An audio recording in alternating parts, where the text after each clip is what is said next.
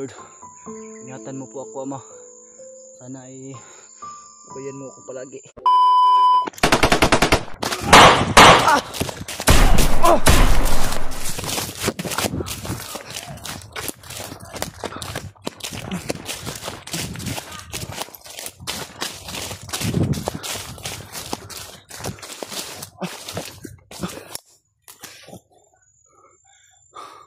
Nahabula naman nila ako, tol.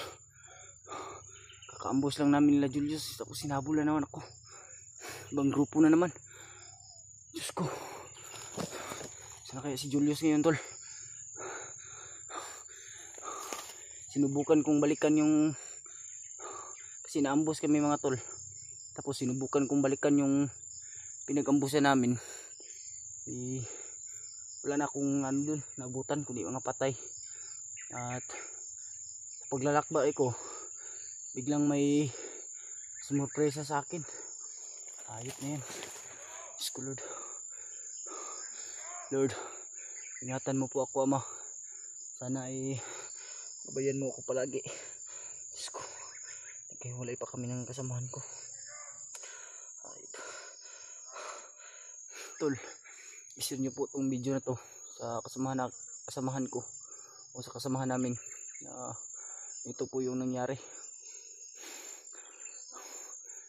Problema na naman. Ay talaga itong mga bandidong to. Hindi kami titigilan mga tol. Wala naman tayong gustong mangyari kundi iligtas lang yung mag-ina. Pero bakit nangyayari pa ito sa amin? Bakit kailangan pa talaga na wala, sobrang dami talagang mambo sa amin, tol. At sobrang daming humabol sa akin. Akala ko nga si Bro Julius ay nakasunod sa akin. Nasundan ko kasi hindi na ako lumingon sa likuran ko, tol. Patuloy na lang ako sa pagtakbo. So, sinubukan kong sundan si Bro Julius, pero sobrang dami talagang nakaabang. Kaya sana, tol, ipanalangin niyo po ako at yung mga kasamahan ko, lalo na kay Bro Julius, sana walang nangyari masama sa kanya. At sana rin, tol, nakita na kami ng ibang kasamahan natin. Si EJ man lang yung makita natin. Kasi si Bro Julius hindi na natin alam, tol, kung saan tumakbo. Pero susubukan ko ngayong kontakin siya. Hanap lang ako ng signal mga tol. Ayun yan. Ang dami talagang mahabol.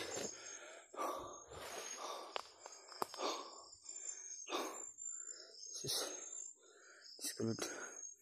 Nahilo ako, tol. Hindi pa kasi gumagaling yung sakit ng ulo ko. Ayun yan.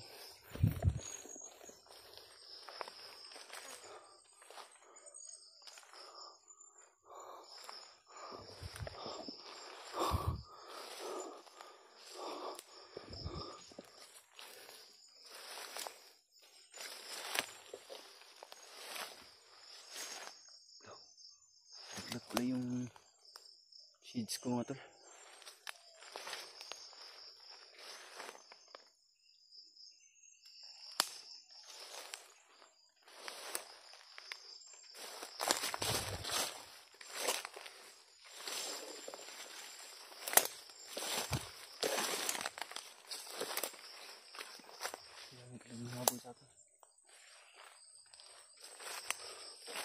Hindi ako nasunod.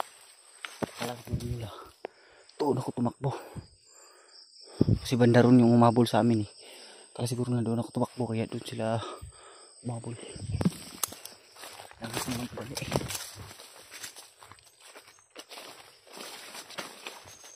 Kasi walang ulan dito mga to.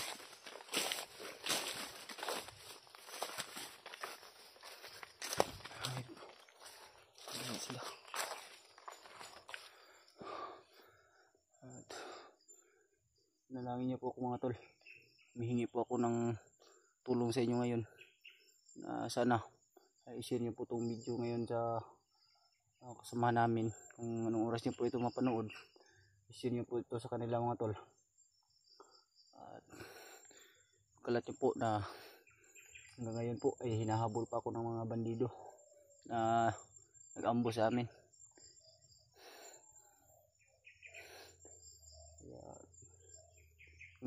Sakasakali na hindi pa natin sila mahanap,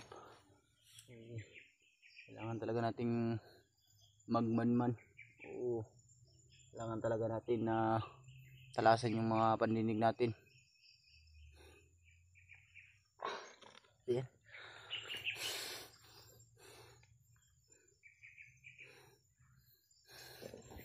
Mga bandido to, ayaw pa akong tindanan.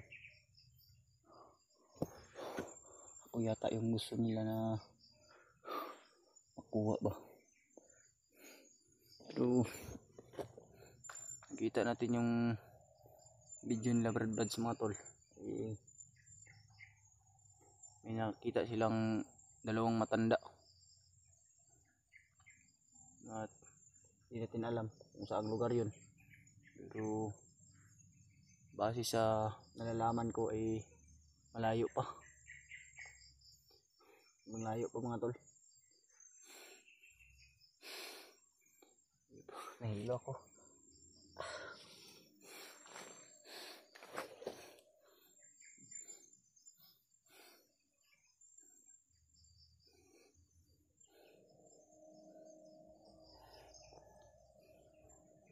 Magmanman.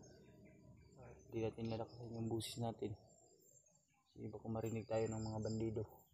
Mahirap na.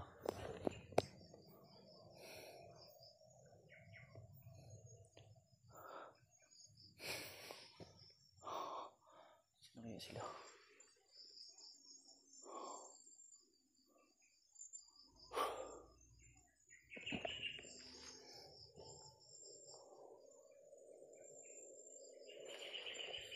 Muna sa lahat mga tol, gusto kong magpasalamat talaga sa inyong lahat, lalong lalo na sa walang sawa niyo pong suporta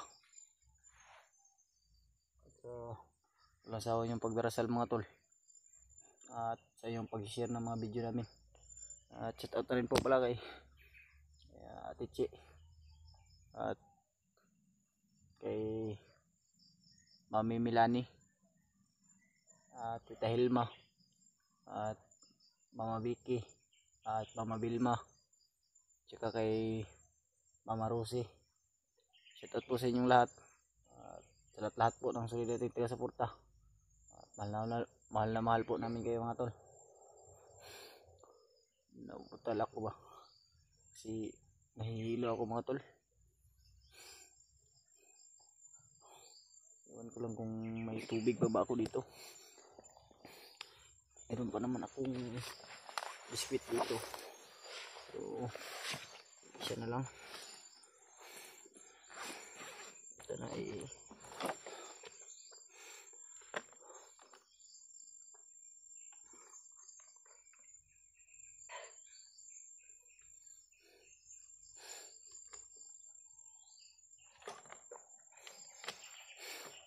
tayo inom ng maraming tubig kasi bawal ito, kasi galing tayo sa takbuhan. Ito na lang yung biscuit ko mga tulo, hindi pa ako ito.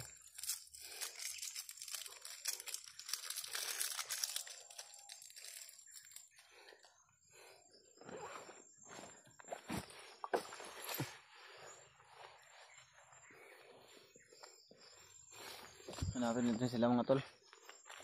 Hanapin ko sila.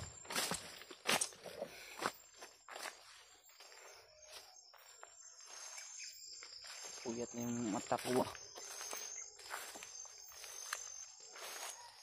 Palagi na lang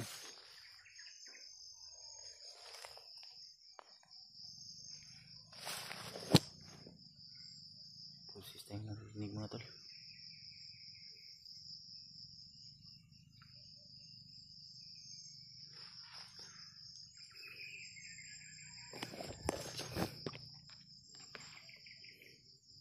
Sabi naman tayong tumatakbo.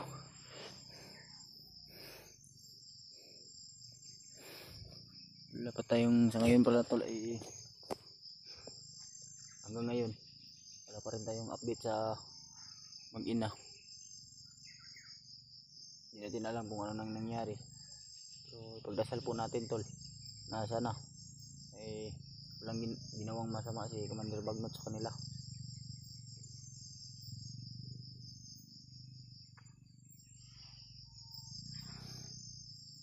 Ayop ng mga daong to. Sobra talaga kaming pinahirapan mga tol. So hindi tayo susuko. Alam naman natin na may Panginoon tayo na laging gumagabay.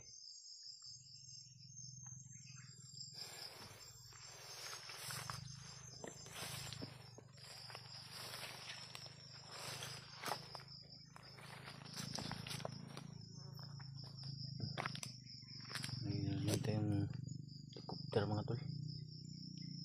Baka ito yung bababa ba? So hindi natin alam kung narinig ba dito sa camera ko ng malayo. Hindi gaano kalayo, hindi rin gaano kalapit. Pero hindi ko alam kung naririnig ba.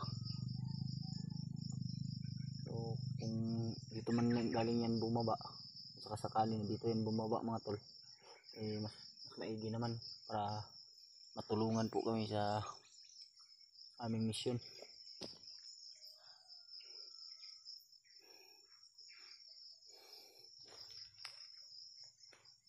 Ayun, nabag na to. Hindi ako nasundan ng mga kalaban mga tol.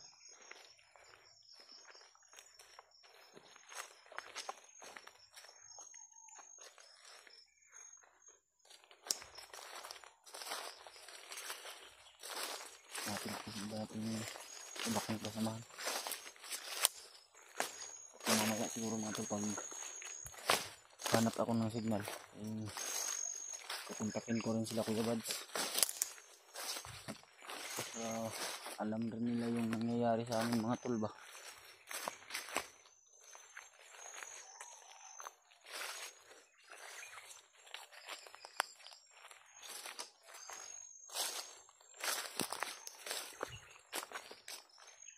Ano talaga ng paligid tol, ang tahimik. Hindi ako nagkumpiyansa mga tol, baka bigla na namang may susulpot. Kaya nakikiramdam talaga ako sa paligid. Baka maya maya may bigla na namang bumaril sa akin.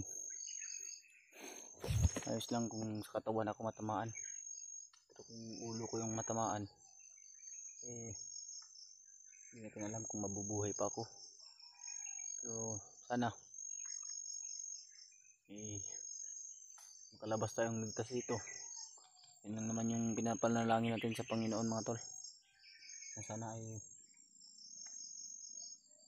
hindi tayo mapahamak o yung iba nating kasamahan, at makuha natin yung bihag, makalabas kami dito ng buo o ligtas at walang nangyaring masama sa amin.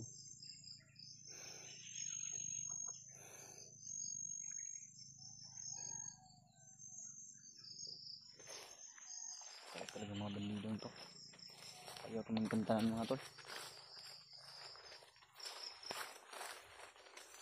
Gustuhin natin silang maubos, pero wala tayong magawa.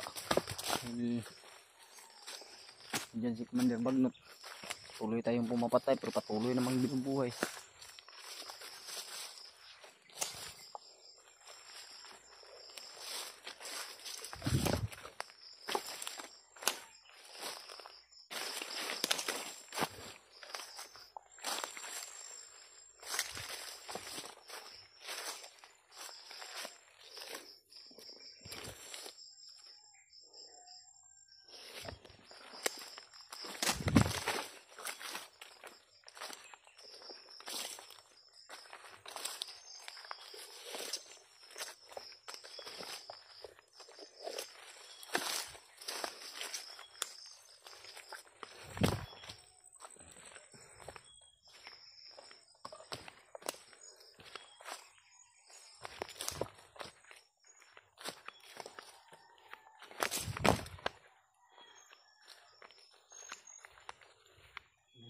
itong lugar na to ah.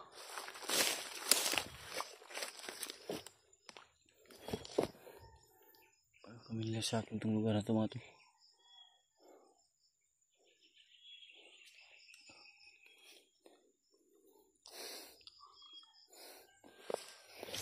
Kung makita nyo man na online si EG mga tol, kundi si Julius, kaya sila Brad Buds, ay napanood nyo po itong video na to, ay ipagkalat nyo po at ipagsabi nyo po sa kanila na ako na lang mag-isa mga tol, wala akong kasama. Sana maiwasan ko yung mga patibong para hindi ako mapahamak o mabihag. Pero sisikapin natin tol na hindi tayo mahuli. Hindi gumagalaw bandar mo. Iwasan ko yung mga tol.